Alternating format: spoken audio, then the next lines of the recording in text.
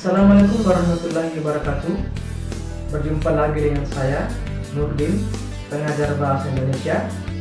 Pada kesempatan kali ini, kembali saya akan membagikan satu video.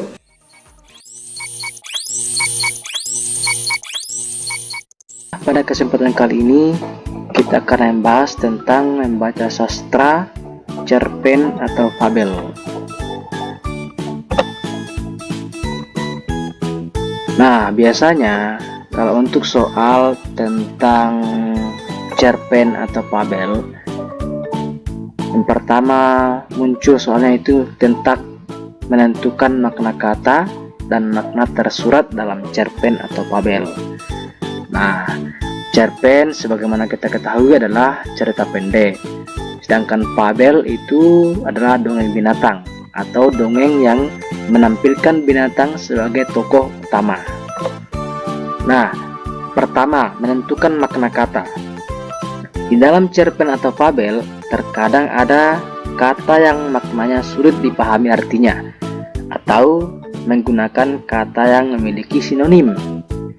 Kata sulit tersebut bisa dicari arti atau sinonimnya dalam Kamus Bahasa Indonesia. Jadi, kalau menentukan makna kata lebih kepada masalah perbendaharaan kata atau kosakata yang kita miliki. Semakin banyak kosakata kita, maka akan semakin memudahkan kita dalam menjawab tentang menentukan makna kata dalam cerpen atau fabel. Dan kedua biasanya juga muncul adalah makna tersurat. Menentukan makna tersurat cerpen atau fabel. Dalam makna tersurat itu makna yang tertulis jelas yang dicantumkan dalam cerita. Bagian dan isi tersurat cerpen atau fabel masuk kepada unsur pembangun cerpen atau fabel. Pertama, itu tema. Tema itu adalah pokok pikiran pengarang, pokok pikiran cerita atau fabel yang disampaikan. Kedua, tokoh atau penokohan. Tokoh itu lebih kepada pemeran atau pemain dalam cerpen atau fabel. Sedangkan penokohan itu perwatakannya, bagaimana watak tokohnya. Ketiga adalah latar. Latar pun dibagi tiga, yakni tempat, waktu, dan suasana. Latar tempat misalnya sekolah, rumah, kolam, air. Sedangkan waktu pagi, siang, sore, malam. Dan suasana ada suasana yang senang, bahagia, menegangkan, gembira, dan sebagainya. Keempat adalah alur. Ada alur maju, alur mundur, dan campuran. Alur maju itu ketika alurnya itu menuju maju ke masa depan, ke masa yang akan datang. Sedangkan alur mundur itu alurnya flashback ke masa lalu atau mengingat kejadian-kejadian di masa lalu yang sudah berlalu. Sedangkan campuran berarti campuran antara alur maju dan alur mundur. Ada yang berbicara, kadang membicarakan atau berbicara tentang masa depan, kadang pun dia mundur kembali lagi ke masa lalu, berarti campuran. Yang kelima itu adalah sudut pandang. Sudut pandang di sini ada sudut pandang orang pertama atau akuan, sudut pandang orang ketiga diaan, atau sudut pandang campuran. Sudut pandang orang pertama atau akuan itu lebih kepada apabila dalam teks cerpen atau fabel tersebut lebih menggunakan nama tokoh dalam cerpen atau fabel tersebut lebih kepada menggunakan kata aku.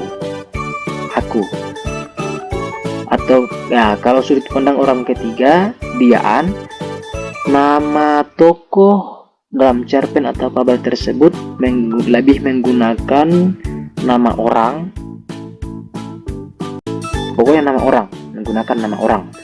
Nah, campuran berarti ada orang pertama akuan dan orang ketiga diaan.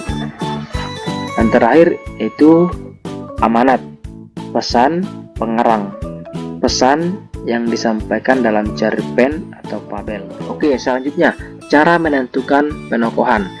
Pertama, ada teknik analitik, yakni karakter tokoh diceritakan secara langsung oleh pengarang.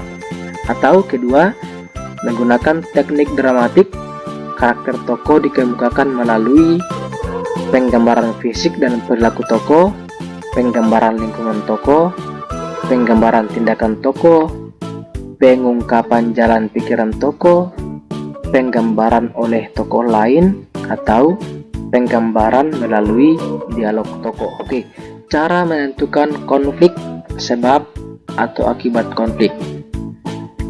Pertama, konflik itu masalah yang terjadi dalam cerpen atau fabel. Sebab konflik ya penyebab konflik atau penyebab masalah yang terjadi. Apa penyebabnya? Kemudian akibat konflik, ya tentu lebih kepada akibat yang ditimbulkan dari masalah atau akibat dari konflik yang terjadi. Mudah? Insya Allah mudah. Untuk lebih jelas, ya lebih mudah, memudahkan dalam menjawab soal-soal seperti itu, ya tentunya harus sering-sering latihan mengerjakan soal. Oke, mungkin cukup sekian yang dapat saya sampaikan. Saya ucapkan terima kasih.